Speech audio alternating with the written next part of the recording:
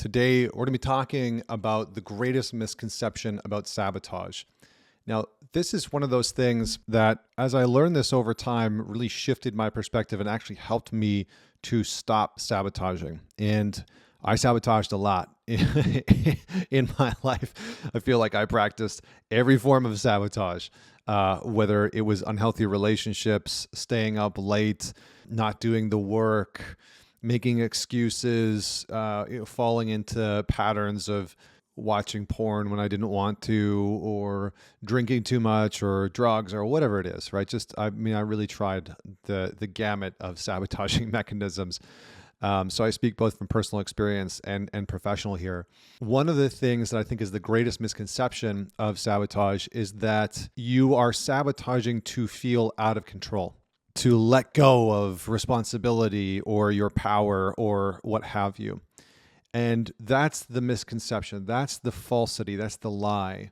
The truth about sabotage that most people don't know or don't want to admit is that it is known. You're not sabotaging to be out of control. Sabotage is the ultimate form of control.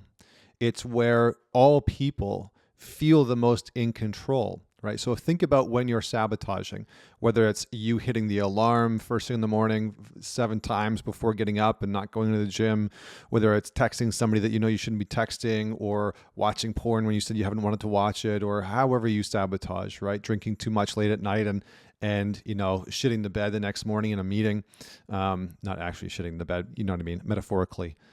That sabotage is you being in control.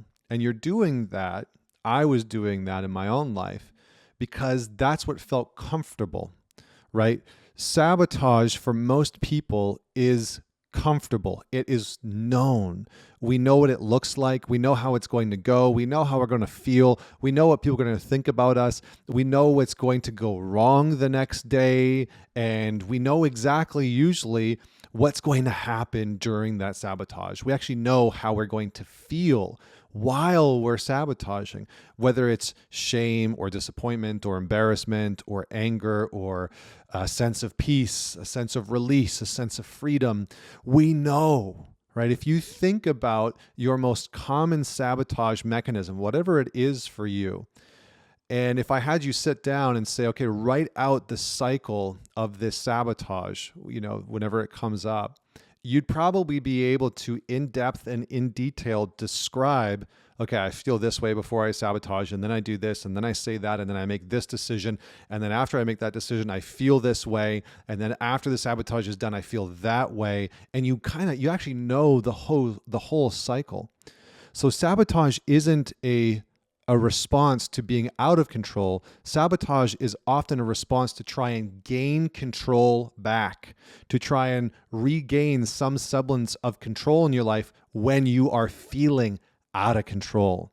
And here's the thing about this notion of feeling out of control. You can be feeling out of control because things are going well. You can be feeling out of control because things are going so well at work, in your career, in your marriage, in your relationship, and that's what feels foreign. And so you sabotage it to move back into this space of comfort, into the space of, I know what this feels like. I know what this dysfunction feels like. I know what this thing that, even though I know I consciously don't want it, I know what it feels like, and that feels safe. For many people, there's a lack of safety in the unknown. There's a lack of safety in feeling out of control. And so lots of people are sabotaging to move back into this known state, into what feels comfortable, into what they feel is known. And so I'll give you a personal example. For me, for a very long time, I could not let go of pornography. I really struggled to quit porn because it felt comfortable. It was something that I could turn to when I felt stressed or overwhelmed or bored or lonely or frustrated or whatever it was. Anytime that I was feeling something where I was feeling overwhelmed or I was feeling out of control in my life, even when things were going really well and I had lots of cause to celebrate, I could turn to pornography. And it would be the thing that would help me feel better because I could return to something that I knew, I knew how I would feel. I knew what I wanted to watch. I knew how I would feel after. It felt safe. It felt comfortable. And even the emotions that I would feel after, if I was ashamed or angry that I stayed up too late or whatever it was, I still knew what that was going to look like and how that was going to feel. And all of that brought me a certain level of comfort and safety in times in my life where I felt wildly uncomfortable. I felt really not unsafe necessarily, but I was grasping for feeling in control. And so we have to practice when we want to end self-sabotage, when we want to work on, letting go of a sabotage behavior.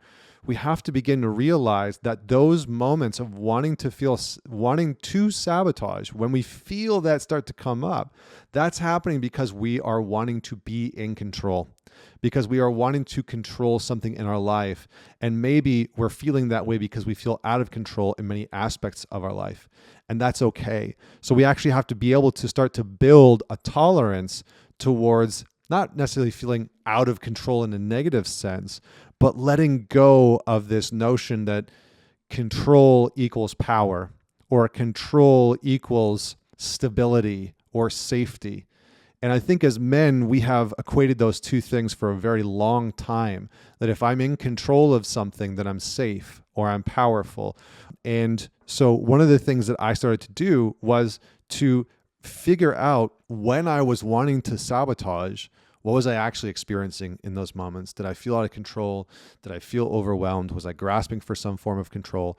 And then I would go and execute or exercise something that would give me a more generative version of that.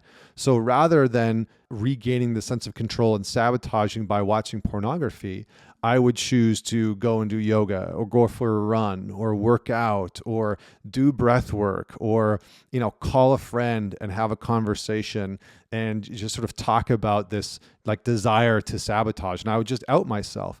And slowly over time, the thing that became more comfortable was the generative, meditative experience that I was replacing this medicative experience of pornography with. So start to make that shift. Notice how this might support you and help you. Comment below in the video, in the comments, with your thoughts. Don't forget to subscribe to the channel if you want to learn more content like this. And don't forget to share this. Man it forward to somebody in your life that you know could use it. So thanks so much for tuning in. Until next week, this is Connor Beaton signing off.